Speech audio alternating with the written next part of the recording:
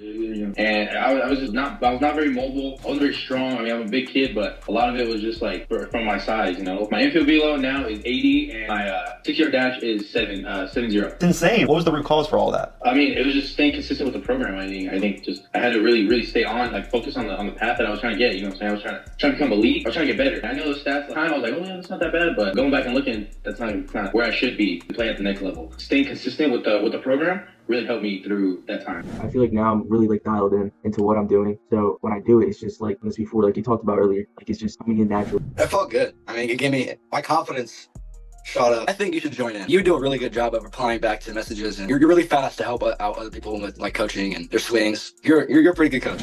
Hitting improved, touching improved, velocity went up, speed went up, everything in general went up. Before joining, I tracked my 60 time and I was running a 8.22, and then after a while I did a showcase and then I ran a 7.08. What do you think the leading cause for that? That's crazy jump. Probably mobility and probably the exercises that you have in your academy that allow for growth in those little tiny muscles that people forget about. I could tell I was hitting the ball a little bit harder, and then it got better and better and better, and then my speed picked up with the sprinting training and all that, and I was just getting a lot better. But before that, it was not super good. I've definitely picked up on my hitting velo. Before I joined the program, my velo was 72 off the bat, and at this showcase, I hit 80. That's insane, dude. No, so when I first saw your program, you were talking about how to get to college and how to get D1 and get recruited and all this, and that had me super interested because, you know, I'm trying to go D1 and everything, try to get a scholarship and all this, and your program definitely talks about it and helps you walk through it and get you started. Honestly, I would say like the program definitely helped me a lot. You know, helped me work through some things, get my visualization for games and all that, just get me prepared. Obviously, like my program's remote. Like, have you had any trouble by doing the work that I provide you? Not at all. It's right in front of you. You know, so it's super easy to get. Search it up, find it, and start working. All right, welcome in. Hope everyone's having a great day today. My name is Evan Mendoza, and I am your host of Another Coffee and Baseball, guys. Welcome in another time. One thing that I love to always do to start off these episodes, or whatever you want to call them really, is to move this over to the next day, which is, oh my goodness, off to a hot start. Today is day 19 of 50, almost to 20. And yeah, guys, I'm really excited to be able to share some baseball knowledge with you guys and to be able to answer your guys' questions and making sure that you guys just receive the best baseball education completely for free here today. So if you guys have any baseball related questions, feel free to ask. That's what I do, and let's get into it without any other hesitation. So let's go. So we've emailed over 50 schools across different levels. All right, so we got 50 schools email. We're going to be talking about email. And by the way, if you guys stick around until the end of this, we're going to actually go through a little bit of like a presentation as far as the 3-step system that we use inside the academy. But let's go. Email 50 different schools across, you know, D1, D2, D3, and ideally D4, JUCO. All right, is that too many or not enough? So in my opinion, like 50 is like what some of my students will do in a day. If you guys have done only 50 in total, you need to reflect on like understanding it. Is that enough, and is that going to achieve with what you guys are wanting to achieve? Because that's what you really need to come into conclusion with. That is very, very important for you guys to understand that. By the way, hopefully Instagram is not bugging out. But let me see. We should be okay. Are you guys able to see everything? Okay, there we go. Cool. Yeah, so as far as with everything that we've got going on, if we're sending just the 50 emails in total, again, total, that's, you know, what our students do in a day as far as how we reach out to these college coaches. But it's not like we're clicking send 50 times. We're clicking send once, and because we have that system in place, it's going to be a lot more efficient and easier for us to actually be able to send these 50 across all the different platforms. And one thing that I want to make a really big emphasis, guys, if we do just 1 ounce of prep work, that's going to be a pound of post, right? So if you guys don't know, like 16 ounces equals 1 pound. So which one weighs more? Obviously the 1 pound, But if we just do a little bit more preparation work, it's going to be that much more efficient. And as you guys will see later in this live today, this is going to be another Coffee and Baseball. We're going to go over the 3-step system. And it's not like I'm going to be creating a slide deck for you guys right now to be able to talk to you guys about this 3-step system that our students use. It's already pre-made because, of course, that preparation is important in everything that we do. So always keep that in mind, guys. Like if you're coming across people that aren't prepared, aren't on top of it, whether it's a hitting coach, a pitching coach, whoever it may be, high school coaches, that's just something that you need to understand. Is that really what we want to lay the standard as, right? Because really laying that standard in these developmental years, especially when your son's in high school, this is a big area for him to learn and grow with people. And you want to surround him with people that know what they're talking about, right? So always keep that in mind. You definitely don't want to shortcut anything.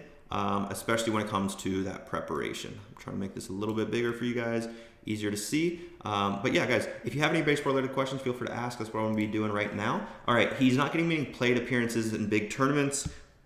Let's talk about it. Not getting many plate appearances in big tournaments, is that hurting exposure? Well, yeah, like if you guys aren't, and this is where like, okay, we have team A, and then we have team B. In my opinion, like what team to play for? Team A, he's benched and he's getting, let's just call it 2 ABs per tournament. So basically he's playing maybe one game. Team B, he's playing and he's like hitting third or second, right? Playing third, hitting third in the lineup. And maybe he gets 10 at-bats per tournament. Right? Which one would I rather play on? Well, Team B, because Team B is what helps me develop my skills, get better as a baseball player, and you can't get better when you're on the bench. Like watching baseball, I played a lot of baseball, guys. I played 7 years of professional baseball, 3 years at the college level. I did not enjoy watching baseball. I did not love it. It was not fun for me. Because being on the bench like isn't fun. I don't think anybody enjoys not playing baseball. Everyone enjoys playing baseball, and that's why at the highest level, not everyone gets to play college Division I professional baseball, right? So when you have the availability to play, that's the team that you should always be trying to play on. Now, with that being said, if you are absolutely hands down like 3 levels above the average player on Team B, this is where you probably can switch to a better team. And maybe you're not getting 2 at-bats, maybe you're not getting 10, but maybe you're getting like 7 at-bats. Maybe you're playing 3 out of the 4 games, and that should be enough to be able to get some of that development. I feel like when I take BP, I get super rushed. Is that normal? So think about this, Cal. Great question, by the way, and I appreciate your comment. And by the way, guys, feel free to comment on these lives. Feel free to ask questions. Feel free, especially if you're over on YouTube, ask questions. I cannot stress that enough. If you're seeing my face for the very first time, my name is Evan Mendoza. I played 7 years of professional baseball. I give that value and that knowledge to you guys. I also went through the college recruiting process. But let's talk about Cal's situation. So if you are feeling rushed, okay, first off, I want to get clarity. When you say that you feel rushed, is that because the batting practice thrower is throwing like balls really, really quickly, or is it more of a mechanical side of things where you feel rushed in that component? Because those are kind of 2 different things. So like if your mechanics are rushed, think about how that's going to translate to the game. So this is practice over here. Think about game over here. Do you think you're going to slow down in the game? Or do you think the game's going to speed up? Well, it's probably going to speed up. So instead of rushed right here, you're going to feel very rushed over here, right? Because that's how it works. Like when we practice, especially in a controlled environment like batting practice, we need to slow the game down, right? It's really, really important because as you compete, as you're playing against better competition, the game will always speed up. So if we're practicing sped up, then that means we're going to only translate that sped up muscle movements to the game. And we don't want to be like jumping at pitches. We don't want to be making quick swing decisions because that's going to lead to chasing in the game. I don't know if that's something that you're facing right now, but I could see that to be something that could result in being rushed in batting practice. If it's more like the BP thrower rushing you, that is a different story. And that's where you have to take control of just like, as you're like, and by the way, this would happen in professional baseball, so don't think that this is gonna like go away by any means. There would be times where like if someone's just trying to throw too many pitches too quick and not giving you a amount of time in between each pitch, like that's where like it's usually an inexperienced BP thrower, and there would be definitely some guys in professional baseball that would throw like that, but typically not at that highest level. There are some really good batting practice throwers that were very consistent as far as the timing in between pitches, right? So if there's a batting practice thrower that throws like way too quick like that, that's not good because you're not getting like real reps, you're just rushing in that component. If they give you a little bit more time in between pitches, that's gonna be where you're able to take a little bit more higher intent reps, and then with higher focus, and in that way it feels a little bit more game-like, right? So be careful with batting practice throwers that like just want to get it over with. And that's where, again, like if you take like 2 swings in a row, you can feel that this one's coming in a little bit sooner, basically in between pitches. That's where just like auto take it, even if it's right down the middle, and be like, and like as he's throwing it, this is what I would usually do. So like, let's say this is the bat, like as they're throwing it, and because like I would usually swing and then I would come back and he's already throwing it, what I would do is just like one of these.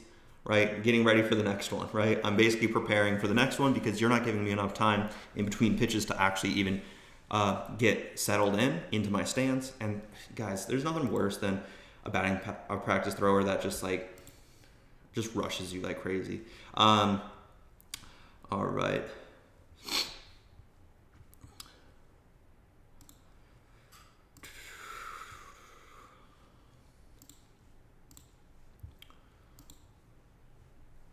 Yeah, if it's batting practice, that's not going to be fun by any means. So definitely don't do that.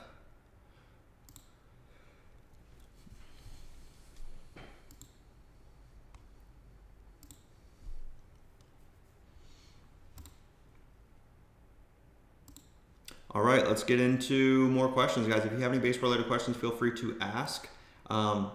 Probably in the next 20 minutes, or let's do in the next 10 minutes. I'm going to start up a little bit of a slide presentation for you guys as far as the 3-step system on how to play college baseball. If you're a parent of a high school baseball player, you're going to want to stick around.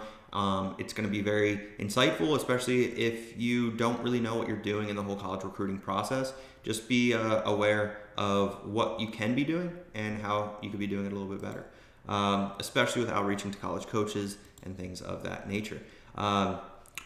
All right, let's get into it. If we stripped everything down to the basics, what should we focus on right now? Guys, if we stripped everything down to the basics, we don't care about pitching velocity, we don't care about arm exit velocity, we don't care about 60 time, we don't care about any of that. Guys, the only thing that I think would be really important for you to focus on is your overall development, and this goes to parents as well. You need to instill the thought process for players to focus on development throughout the calendar year. And I've talked about this before, right? We have January, we have December. Typical baseball season is like right here, right? Typically around January, February, maybe that's when baseball season starts, and it usually concludes around October. So typically this is the time when baseball gets a lot more serious, and this is also the area where we need to be focusing on development. So what type of lifting should I do? I have a bunch of access to weights and a gym, but I don't know where to start. Woodrow, dude, hit me up, comment, or DM me the word college, because like I have workout programs. Even on my website, dude, I have a lifting program completely for free. It is an upper body lift, but that's a resource completely for free if you want to grab that. I hear a lot of people saying not to lift like a bodybuilder, but what does that mean? So let's talk about it, because it kind of goes into the conversation, Woodrow, as far as development. So let's talk about first this area right here, okay? So this area right here, this is off season, right? This is when baseball shouldn't necessarily be a priority. This is like winter. This is preseason, basically. Lifting like a bodybuilder means doing super heavy lifts that are one-dimensional. So we know, let's just do this.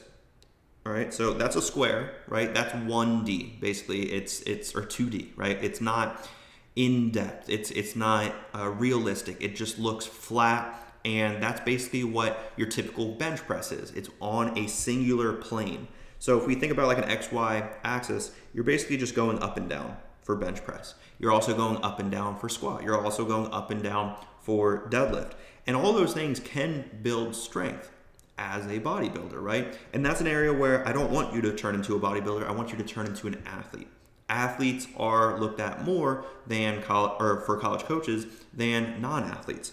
So again, if we go back to this square example, I want you to be, honestly, that's a pretty, okay, that I kind of ruined it at the end, got too ahead of myself, but that's 3D now, right? We're doing things on a different dimension. So by the way, when I did engineering, I think that's the way that you did XY. No, I got that wrong.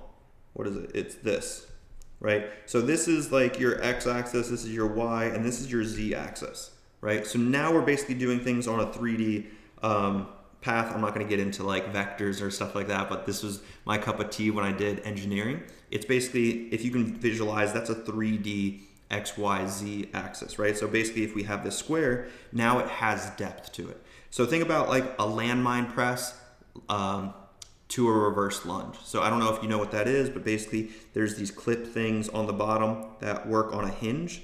And basically you have a barbell right here. Maybe you have a 45, and then you're right here with your arm on the bar, and you're basically going into a reverse lunge, and then you're pressing up at the top. So it's multi-dimensional. Or think about like a lateral step up to knee drive. That's again lateral. So there are two different planes that we're working on. So typically when we're talking about bodybuilders that are lifting like bodybuilders, they're very singular plane. And by the way, like this is what I know about deadlifting, about bodybuilding. It's not necessarily everything that I know is exactly right.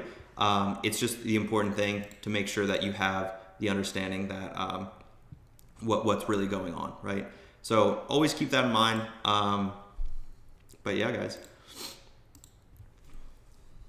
multi-plane is more athletic, singular plane, more bodybuilder. If you don't know what to do or how to even start, dude, like Woodrow, we have a New York Mets strength coach that write our programs.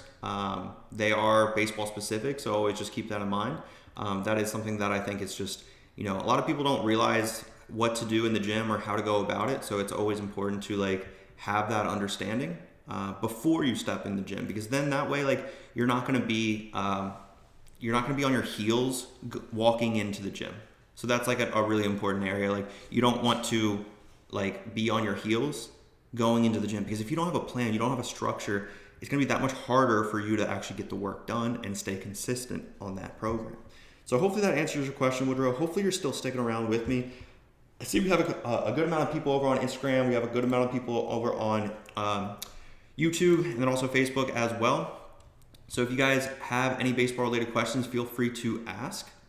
This is why I do this. I want to make sure that you guys get the best value as far as baseball educational content. I don't want you guys to ever feel like you can't get any baseball knowledge or education, because that's not fair. Like I want you guys to get this stuff for free. I want you guys to make sure that also you're understanding who we are and who I am, and most importantly, how we can make sure that we can always be growing together. So always just keep that in mind, guys. If you do have any baseball related questions, feel free to ask right now. We don't know how to tell if he's interested or just polite. Always been solid with fielding, but okay, let's talk about Cal's situation again. Always been solid with fielding, but for the last week, I have been kind of hesitating and kind of scared. Any drills for that? So this is where, and by the way, dude, there would be times where I didn't necessarily feel the most confident with who I am and what I am, what I'm capable of doing.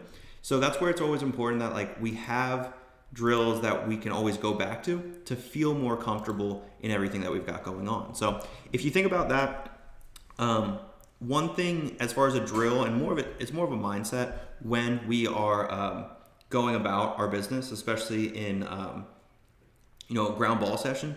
One thing I always like to do is like one hand drills. So basically one hand meaning like I'm only using my glove hand. And what I like to always actually do in batting practice sometimes when I'm taking those extra reps by myself, this is important that you're doing it by yourself, because if you do it like during team practices or like team ground ball sessions, it's not necessarily always the best time to do that, just because like when you're doing team sessions, you don't want to be the one messing up. You also want to feel ground balls in the middle of your body with two hands, proper fundamentals. But when you're doing ground balls by yourself, Cal, that's when you can do and work on things individually. So that's where like I would do one hand drills, and I would always force myself to charge the ball. And basically by doing that, like, and by the way, like when I say charge the ball, it doesn't mean sprint to the infield cut and force yourself into a terrible hop and then handcuff you on a bad hop, or you have to ole it because you overcharged a ground ball that was hit pretty hard. What I mean by charging it, sometimes it's like a little half step forward, so that way I can feel it on the side of my body. So again, like if these are my 2 feet and this is, my body, that's my body, right? I'm always forcing myself to field it outside of my left foot, right? That's my left foot, that's my right foot. And then also not just behind, but also in front. So if you think about like scooping a ball, we're always doing it out in front, and we're always trying to see the ball come into the glove. So doing one hand drills and forcing yourself to charge it in team batting practice with a fungo. By the way, I never would do this like off of live ground balls hit from like a batting practice, but I would also field those ground balls during batting practice, because that way I could get those extra reps in, and obviously that's an important aspect of everything that we've got going on. So never feel scared. If anything, the scared mindset is going to be coming from a hesitation, probably being a little bit more on your heels, and we don't want to ever be on our heels when we're fielding ground balls. That's just not going to be the right way of going about it. We always want to make sure that we're staying athletic, and we have the ability to come in and charge the ball, even if it means a half step charge in, right? We're not sprinting, charging in to the infield cut, because that's not the right way to go about it. We want to make sure that we have the right way of going about it, and ideally doing it with one hand. That's going to be the most important thing you've got going on. So let's see what we've got going on. Cool. All right. And like I said, guys, I'm going to do a quick slide deck here. If we have one more question, I'll hit one more question. But if not, what I'll do is just what we can do is pretty simple, guys. We'll do this slide deck that I've got prepared for you guys, and then that way you guys can get everything that you need. Let's do it. All right. Can you guys see my screen? I'm hoping that you guys can. Move this over. All right, can you see my screen? We should be good. Chat, we're all good as far as seeing the screen. We're good to go. You guys can see it. Just let me know. Hey, Evan, don't remove the comments. Not removing comments here. But yeah.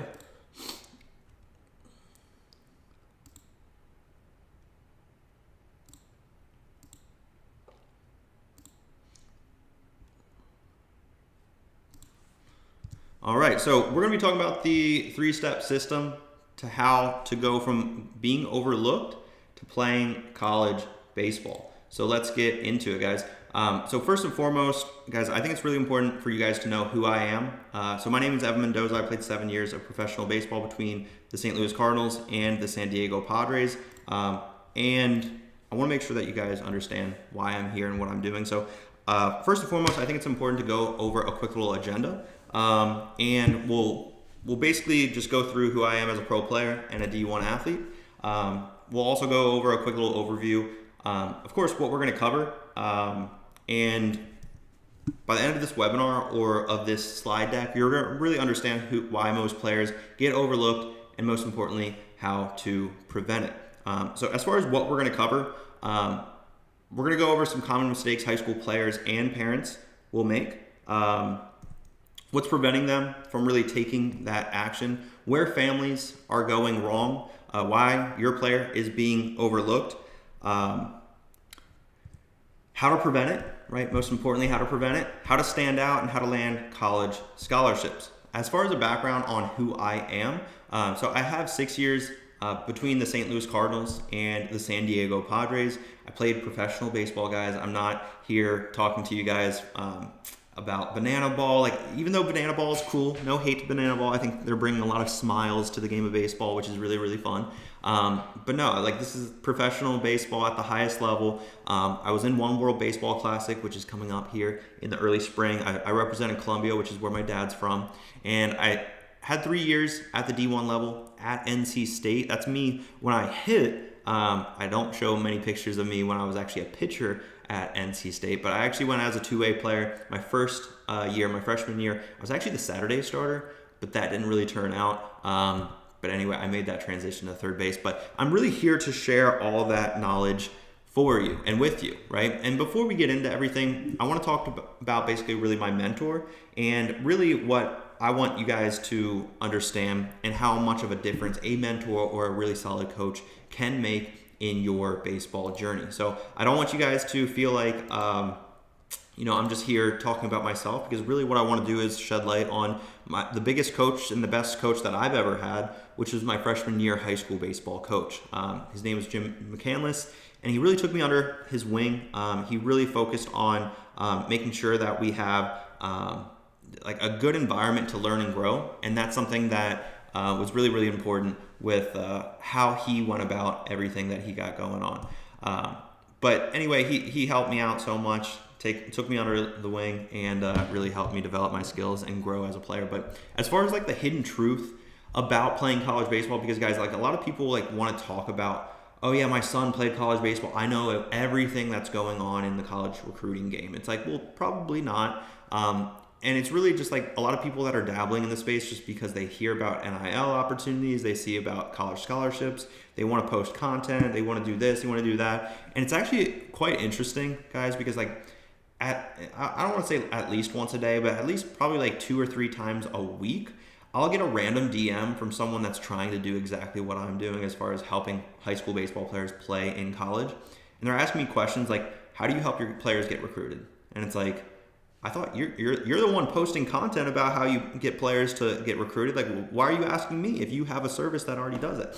Anyway, I think it's just kind of interesting when I get DMs like that, because it's like, well, you help high school baseball players. Like, shouldn't you know? Anyway, but like, what a lot of people don't realize is less than 7% of all high school baseball players will play any level of college baseball, and really, talent isn't enough nowadays. Really, you need to have that academics, you need to have that leadership, you need to have good attitude. And these critical mistakes, these are some critical mistakes that I think a lot of high school baseball players will make. And it's unfortunate because that's like just how things go. It's really the recruiting black hole, the development trap, and the guidance gap. So as far as the recruiting black hole, no responses from college coaches, emails kind of going into the void. Highlight videos that never get watched, or at least you don't know if they're getting watched.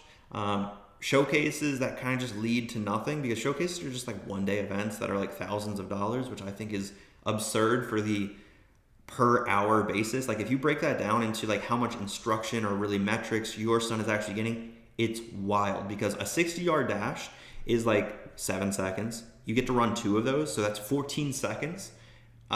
He gets 7 ground balls taken, usually if he's a shortstop or an infielder. So 7 ground balls that usually will take like less than 2 minutes. So now we're shooting at like maybe 2.5 minutes. He gets 10 swings for batting practice to get like exit velocity. So we're moving at like 5 minutes maybe maximum. And it's actually really, really crazy. So 5 minutes and you're paying thousands of dollars. It's insane. So another area that a lot of people will, really have a misunderstanding is the development trap. So below average metrics, that's really going to hold your son back, right? And running times that really just don't compete with the rest of the competition. So it's really important that you have like that understanding of where your running times are, where everything is going, because at the end of the day, like if you do not have any metrics that really turn heads, it's going to be really hard. So like if your throwing velocity, for example, doesn't turn heads, it's going to be very, very difficult. Exit velocities that don't impress. Working hard, but not seeing results. Guys, these are very, very common mistakes that parents and players will make, right? So you need to understand that like there's a lot of noise out there, and especially with that guidance gap that's happening, conflicting advice from multiple different sources, that's going to be very, very hard to understand what direction you should take. And there's really no proven roadmap to follow. And that's probably the frustration that you guys feel as parents, especially because you don't know what to follow. You don't know who's real. You don't know what's noise. You don't know what's a money grab. You don't know what any of this is, because college recruiting is very, very difficult and very, very frustrating, especially with NIL, the transfer portal. You don't know what's going on half the time. There's a lot of information, and the NCAA landscape is changing just about daily. So no accountability or no structure, really. It's just like, hey, do this or do that, and there's really no real guidance, right? That's why there's that gap. And what that leads to is like really your son second guessing every single decision, okay? So let's talk about the impact of your son's game, like most importantly on the field. So that could result in less playing time for your son. And that's never going to be fun, because we don't want ever that to be the case. We also don't want that less playing time, because coaches aren't going to be trusting your son in those bigger situations. And that's not going to lead to your son actually being able to play in those critical moments. Also, falling behind the rest of the competition, that's also going to be something that's really frustrating as well, especially from your end, because you see those other players that are, doing really well, and for whatever reason your son is just not keeping up with the pace. And really that frustration, despite the hard work, like there's no doubt about it, your son's already working pretty decently hard, but there's just that frustration. As far as like the mental impact, especially on that, sometimes it's just like declining confidence. Confidence is a thing that we talk about all the time with all my students. The constant comparison to teammates can really derail a lot of players. That self-doubt about the college potential, and really feeling like you're letting your entire family down. So the long-term consequences of this, if nothing changes, guys, by the way, you only get to play 4 years of high school baseball. That is it. That's it. And once it's gone, it's gone. So like sometimes settling for lower division programs, waiting or walking on instead of earning baseball scholarships and getting cut potentially from a college baseball team. By the way, guys, just because you land a scholarship does not mean you earn playing time. Also, your son could be carrying that like what if regret for possibly a couple of years. You never want that to happen, because obviously that is going to lead to even more frustrations down the road, and watching some of his high school teammates ball out in college. So as far as like the strategic recruiting side of things in the triple play, this is where I'm going to teach you guys a little bit about our proven outreach system and how to get college coaches to actually watch your videos, especially your highlight videos, building those relationships with programs. And I want to kind of like get a little bit of an area of understanding of who I'm talking to, because again, this is going to better suit my this live and help you guys also understand what's best for you guys. So who has actually sent an email to a college baseball coach before? If you have, just put like an emoji maybe in the chat, because I want to give you guys an understanding on basically like what's going on, especially if you guys feel comfortable with this. If you guys have never done this before, I'm just trying to get a sense on really, again, who I'm talking to, and making sure that you guys understand that you need to start this process if you haven't. But typically a lot of parents will be like very proud to say, yeah, we've sent out two emails, that's it. If those emails have looked anything like this, or maybe your son has sent out 1 or 2 emails and they look something like this, shame on you guys, because obviously like this is very unprofessional, doesn't look good. But then also like from the parents' perspective, I know a lot of you guys are probably not going to raise your hand, but it is important. Who has actually sent an email that looks somewhat like this? Without you guys raising your hands, I already know there's a handful of you guys, parents especially, that have wrote emails this long. And by the way, not even emails. You guys, I'll say you guys because typically we'll text with parents a lot of the time. Parents will send me text messages this long where I have to scroll like a slot machine.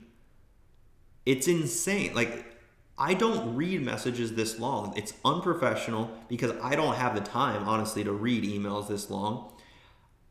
I want the core black and white metrics as far as where their son is, what high school they're at, where they're from, and I want that in a snapshot. I don't want this in a whole jumbo load of a bunch of words. It's like word vomit, guys. We don't want that. So when we come into the conversation of reaching out to these college baseball coaches, we want to make sure that we're doing it in the right way. And really what we're doing is we want to make sure that we are guiding the traffic, all right? Guiding the traffic, meaning when a traffic light goes down, usually there's a police officer that's guiding that traffic. And we have to do the same. Yes, like we absolutely have to do the same, because your son's competition, again, guys, 7% will go on to play any college baseball, less than 2% will play D1 baseball, and a small fraction will actually start. And really your son's competition, it's not a bunch of business professionals, but this is a room full of 100 people. It's not many. Out of those 100 people, think about a camp or a showcase. If there's 100 people, 7 will go play college baseball. 2 of them will play at the D1 level, and maybe one of them will start at that respective D1 university. So again, yes, we have to guide that traffic. We need to make it easy for these college baseball coaches. So inside my college commitment blueprint, this is where it's important to redirect some of that traffic to maybe a perfect game profile for this individual. They're from the Northwest, so the Baseball Northwest profile is a bigger profile for them. And then also a highlight video as well. Now I'm curious because, again, a lot of you parents are probably very proud to say that you have reached out to college baseball coaches before, and that is great. That is awesome. I want to hear that. But how many of you guys have actually sent a perfect game link or maybe a highlight video inside that email? And again, I'm really hoping that you guys say yes. But on the other side, I'm really also hoping that when you have reached out to these college baseball coaches, how many of them like basically click on your highlight video, or how many have actually watched that highlight video? And basically what they're doing is raising an eyebrow. So again, like show of hands, or mentally just do this with me. Were you tracking if they open the email? And when I say open the email, like you obviously know, like when you're looking at all the emails, right, on your homepage, on your email, when you actually click on an email because it makes you curious enough, that's an open. Now a click is when they click inside the body on a perfect game profile or on a highlight video. So again, how many of you guys are actually tracking that? And if you guys thought to yourself, there's no way of doing that, I'm about to blow your mind, because this is our strategic recruiting as far as how we reach out to college baseball coaches. And I'm curious just because I want to make sure I know who I'm talking to, you guys. So like if there are any parents of high school baseball players, just put like the baseball emoji in the chat. Like that's all I want to know, is that if we have some baseball parents out there, so that way I can, better guide this live for you guys. But for example, like for this coach that we sent the email but they never opened it, we have a strategy for them. For that coach that actually responded to that specific email, we have a strategy for them. The people that have opened the email but never clicked on it, we have a strategy for them. And then also for the emails that have been clicked but not responded to, we have a strategy for them as well. And by the way, like by all means, Randy, I really do appreciate that. If you do have any questions, feel free to just like ask the question here in this live. But really what we need to be thinking about is like, are we presenting really your son, or is your son presenting himself in a professional way? Because you only get one first impression, and that is part of that strategic recruiting as far as my triple play system with all my students. By the way, the triple play system, it's 100% remote. We are 100% online. We have even 2 students in Japan, 2 in Canada, 1 in Mexico, and of course all across the US as well. So we're really trying to build those relationships with programs. Now, as far as the elite development, because this is an important area as well, because we can't just be totally focused on we can't be completely focused on the recruiting side, even though that's typically where parents will feel more focused. You have to understand the fact that your son is in high school right now and he needs to develop his skills and his physicality. His skills are different than his physicality. His physicality is going to be more in the gym. His skills is going to be more hitting, pitching, throwing, catching, fielding the ball, right? So that's where that sports-specific training needs to be in online. It needs to be getting baseball-ready metrics, and we need to make sure that we ultimately know what we are doing. We can't be just like going into the gym. I had a question earlier from today that they didn't know what to do in the gym. And really that performance tracking system, we need to have something that basically we can always rely on to look back at our progress, because if we're not looking at our progress, then we're not seeing the improvements. What gets measured gets improved, and that's part of the accountability system, even though we are in a remote training program, right? It is 100% remote, so we're not in person, but again, some of the direct communication that I have with my students, it's quicker than in-person training. Because think about it, guys, if you're going to a hitting lesson 1 time a week, you have to wait 1 full week to hear a response typically from that hitting coach. And if you have a dynamic where you can text that hitting coach at any hour of the day and they get back to you, that's awesome. Or if it's going to happen where you text him and it's like, hey, I'm with someone else, that could also happen as well.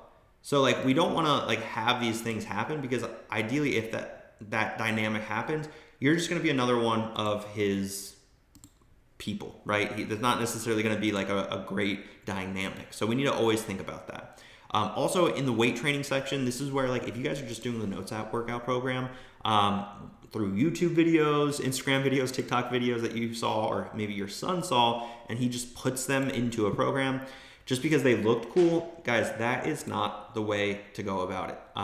If he's doing a program with a facility or maybe like a high school team, like that is a start. And what we do really in those shadows is what's going to shine bright under the lights. All right. So by the way, like my high school program, for a lot of you guys that are curious, was very, very specific, very focused on skill, and it was just intense, right? There's no other way to put it. And it was very demanding. And sometimes, again, it's really important to understand this. It does take that sacrifice to do that extra work if we really prioritize playing at the next level. One of my dad's favorite quotes was, if you're doing what everyone else is doing, you better expect to be just as good as everyone else. And I was definitely not okay with that, and neither is your son. So as far as the workout programs that our New York Mets strength coach writes, it's basically very sports specific, and it's very easy to implement.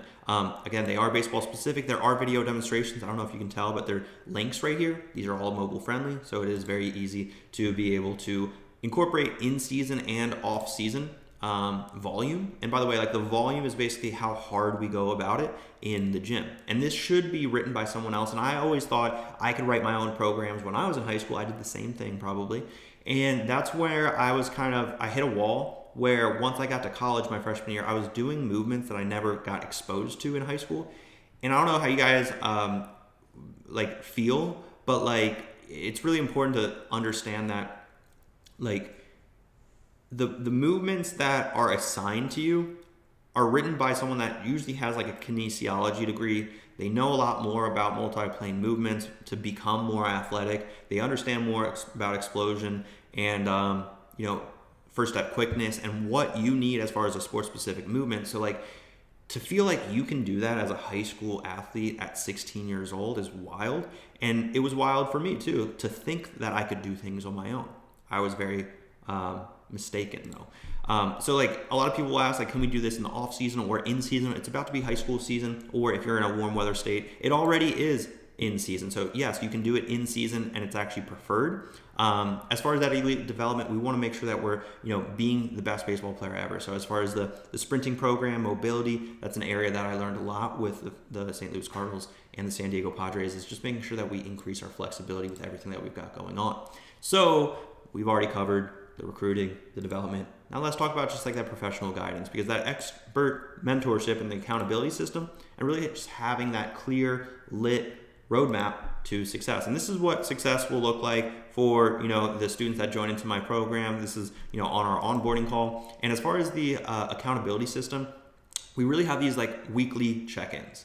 So these weekly check-ins, we grab data as far as where all of our students are currently at. So that way we can see basically projections as far as how they're starting to move or trend in the right direction. So I come from an aerospace engineering background. That's what I studied when I was at NC State. So I love math, I love science, I love data. And really what we're trying to do is test and reassess what we're currently doing. So that way we're gonna eliminate those plateaus, right? We never want to hit those plateaus. So as far as that, a consistent feedback loop and congruency, this is where, again, like hitting coaches once a week, it's going to be hard to keep that congruency because it's so long of a feedback loop from Wednesday to next Wednesday. That's just, it's too much time in between. And then there's never really any progress, and it's going to be too long of a wait. And that's where I think remote actually works a lot better. I'm not trying to be biased, but like I had conversations with hitting coaches when I was in professional baseball that were on FaceTime, because we could talk baseball at a high enough level, and mentally that put me in a good enough position to feel confident again, even though I might have been going in a slump, and that helped me break out of that slump. So I technically used remote training when I was a professional baseball player in AAA with the Cardinals. These are things that are really important that you need to understand. And as far as the congruency, I don't know if this example makes sense to you guys, but if you go to a McDonald's and your favorite flavor is Dr. Pepper, but you put a little bit of each of these into a cup, and then you taste it, and then you're unhappy with the result.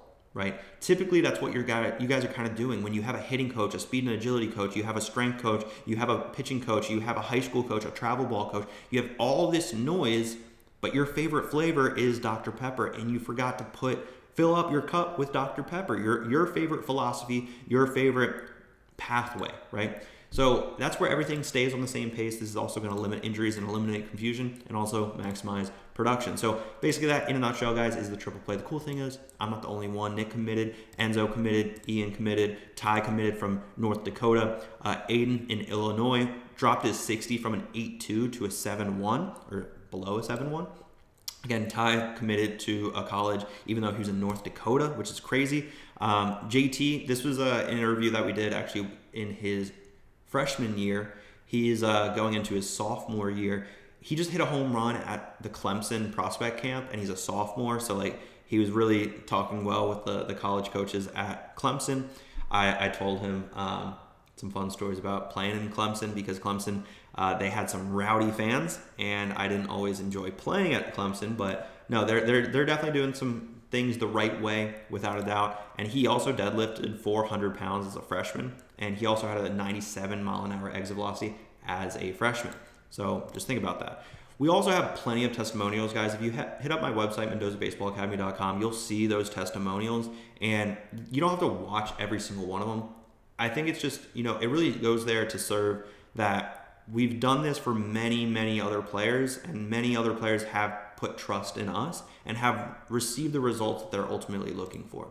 I'm not going to go through a demo necessarily, because usually I would do that for like a webinar, but like you have to really think about yourself by not having the structure in place. What is that costing you? And especially if you're not at that average D1 metrics, it's going to be a lot harder in the recruiting process. So again, development usually is focus number one. So if your arm isn't at around 90 miles an hour, exit velocity isn't around 95 off of the tee with a wood bat, and your 60 isn't a 6.7 second 60, again, you have to really think about having a structured program, and also what not having a structured recruiting strategy in place would look like, especially when we have an outreach system we teach all of our students. So at this point, guys, you really have three options as far as what you could possibly be doing, right? So you could either, work with us, and that would be great if you come this far. You work with someone else, and by all means, that is going to help your son. I'm not here to be very ignorant at the fact that there are other programs out there. Guys, if you're looking for a recruiting strategy only,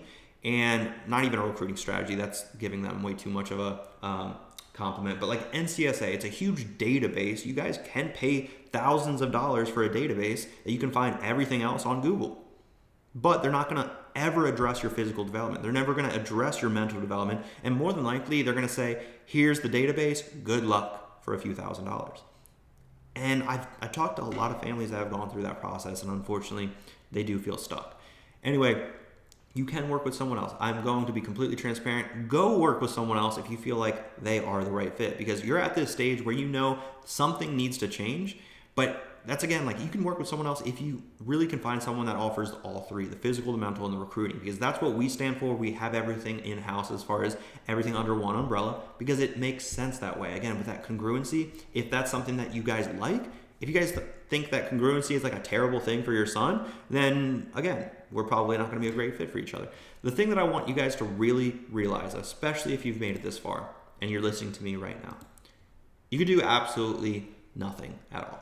And that's the scariest thing that I really want to drive you guys away from, right? Because if you do nothing at all, you have to think about yourself like costing, what's costing you and your player by not having that plan in place? Well, ultimately your son, his dreams might never come true, and we might have to live with that regret, especially when we're on campus as a NARP, right? So now let's talk about like what is the price for you or your player by not having that plan in place? And we have to think about price and cost, right? Because the price is technically, it's around $43,000 not working with me by all means. Holy cow. But that's what's on the table. You really have to realize what it comes down to. So I did a quick Google search, average college tuition.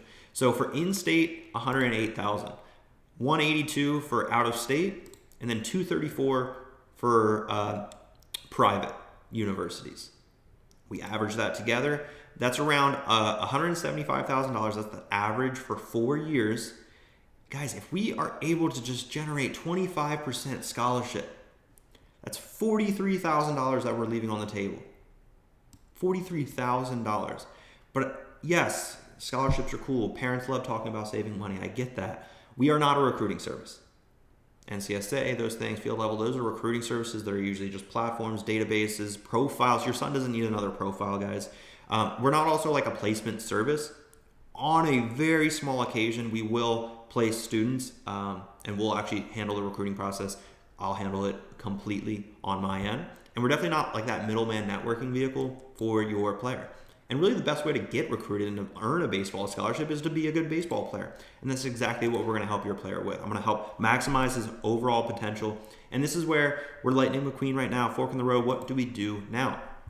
Freshman year, we're going on a road trip from New York to Los Angeles. We're in that fork in the road. We're in our freshman year. We're trying to get to our senior year, which is ideally that college baseball scholarship. Nothing happens.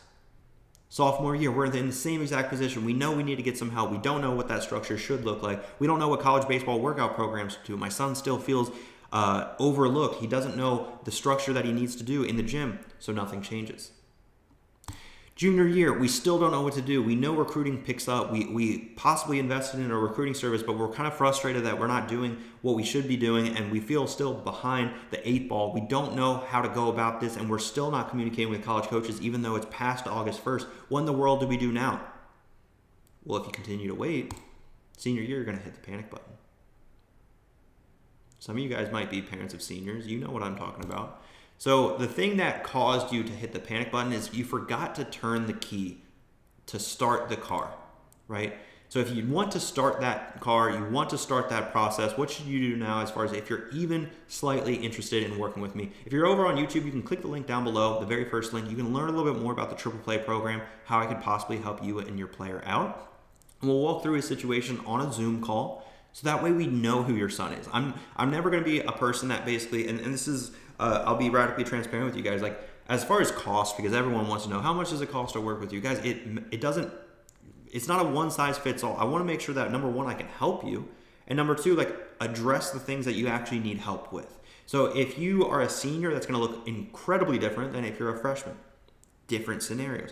If we're talking about like, if you get into a car crash or someone sideswipes your car, or let's just say your window cracked on your car, you take your car to the body shop and you just say how much.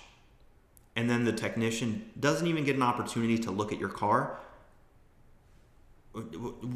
In all those scenarios, your engine busted, you got a totaled car, someone sideswiped, a window shield cracked, you're low on windshield wiper fluid. Those things are going to cost different amounts. And for that technician just to be like, yep, it's $25,000. You're probably going to be like, but my car is working fine. $25,000, that's a brand new car. What do you mean? And when you know you took your car in just to get more windshield wiper fluid, you're like, these people aren't being truthful. So look, we're not a one size fits all type of program. If that's what you're looking for, guys, there's plenty of like halfway decent programs I can refer you over to. But we do everything in-house and we're customizing everything for the player. So if you guys want just like a blanket statement type program of like everyone has to follow these 1, 2, 3 steps, like we're not necessarily that. So don't expect that from us. And we want to work with dedicated players that actually want something personalized and want something that will actually deliver the results at the end of the day. So if you guys are interested, you can definitely book a call. We can map out a game plan for your son. If you guys are more just like curious, this is really, really important, guys, because there are people over on YouTube already. There are some people over on Facebook. There are also some people over on Instagram as well. Guys, if you have any questions on who I am or what I stand for, guys, just watch YouTube videos. Just watch my YouTube channel. That's where the gold mine is. I can promise you. That's like where a lot of the good content that I post, and that's why I'm doing these lives. By the way, these lives, if you guys want to watch them over again, just click back into YouTube. They're uploaded after the day is finished. So yeah, if you're more curious than serious, just watch YouTube videos until you get serious. But for the majority of like the sophomores, juniors, and seniors, guys, this is the time to get serious. I'm not telling you what you have to do. I'm just telling you what you should be doing, because ideally sophomore, junior, senior year, this is when things get real. So if you and your player are a serious high school baseball player, and one thing that I want to also just kind of like offer to you guys right here, because this is something that I do every once in a while. For the very first 5 students that join into my academy, yes, join into my academy, I will actually personally help write his email template together on our onboarding call after enrollment. So that way it's completely spotless for these college baseball coaches. because we want to sound like a baseball player. This is something that's just completely overlooked. We want to sound like we know what we're talking about, and especially in the section of our email template where we have to write a 1-sentence summary as far as our playing profile. Guys, if you're a high school baseball player and you try to write that sentence and you don't sound like a baseball player, these college coaches are going to instantly weed you out. Just like on a job resume, if there's a 5-year gap, it's very obvious that something happened in those 5 years to your potential future employer, right? So it's very similar, the college outreach system and reaching out to these college coaches. We also want to make sure that we're putting ourselves in the best position possible to be able to really separate ourselves and showcase that overall professionalism. So guys, if you are interested, you can book a call on my website. You can click the link in my bio over on Instagram, or if you're on YouTube, it's going to be the first link down below. And I get it. You're probably thinking, oh, well, the baseball season just started. Well, you also told me, or maybe you already thought personally, around the holidays, well, it's not the right time. Christmas is here. In the summertime, well, we're going to be really busy with summer ball. Okay, well, you guys are busy. I get that. Cool. When are you guys planning on not being busy? Because I don't know about you, but I don't plan to just not have a single thing on my calendar and not be busy ever. I plan on being, if it not busier in the future. So that's the exact reason why, if you guys keep putting this off, you will be that Lightning McQueen, and you will be hitting that panic button around junior year, senior year of high school when you feel already behind. Sophomores, it's crazy, guys. I talk to a lot of families. Parents of sophomore high school baseball players already feel behind. On occasion, some freshmen, parents of freshmen, they want to get ahead even though he's a freshman. We even work with very dedicated 8th graders. It's on occasion, but typically we only work with high school baseball players.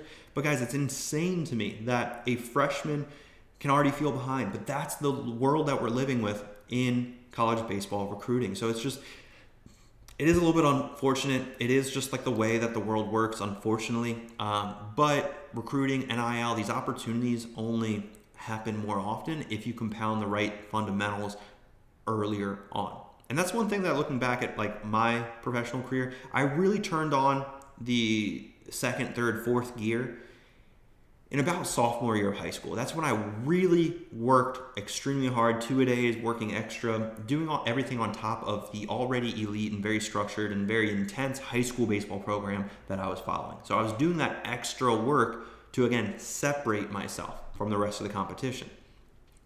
So if I started that freshman year, how would that have changed my trajectory in professional baseball? Would that have been enough to help me make that final push? These are the things that I always think about, right? So I get it, guys. You want to tell me it's not the right time? Well, keep putting this off because you're busy. Again, you're not going to be not busy in the summer. It's not like you're going to be not busy in the fall time. There's no perfect time. So if you guys are looking for the perfect time, it just simply does not exist. And one thing I want you all parents especially to realize in the college recruiting process, there are more scholarships today, literally today, than there will be tomorrow. Because think about today. For example, yesterday I actually had, I think, 2 of my students, and they were students from about a year ago. They committed. Really exciting day for them. That's 2 less scholarships that are available for your son today. So it keeps shrinking. Each and every day that there's more and more scholarships handed out, there's less and less and less. So there are more opportunities today than there will be tomorrow. It's just proven facts. So if you guys are interested in booking a call with either myself or my team, go ahead. It's in the bio on Instagram, or if you're on YouTube, it's going to be the first link down below. And this is going to be kind of what it looks like. It's as simple as just selecting the date and time. These are all going to be in your time zone. So keep it super simple. Yeah, that's the first link over on YouTube. But yeah, the big quote that I always live by, guys, is do today what others won't, so tomorrow you can do what others can't. And I also have a cool announcement. This is back when I did the very first day of streaming every single day. But basically what I'm doing here, guys, is I am streaming every single day for 50 straight days. And as you can see on my iPad, we are on day, 19? Let me just make sure we're good.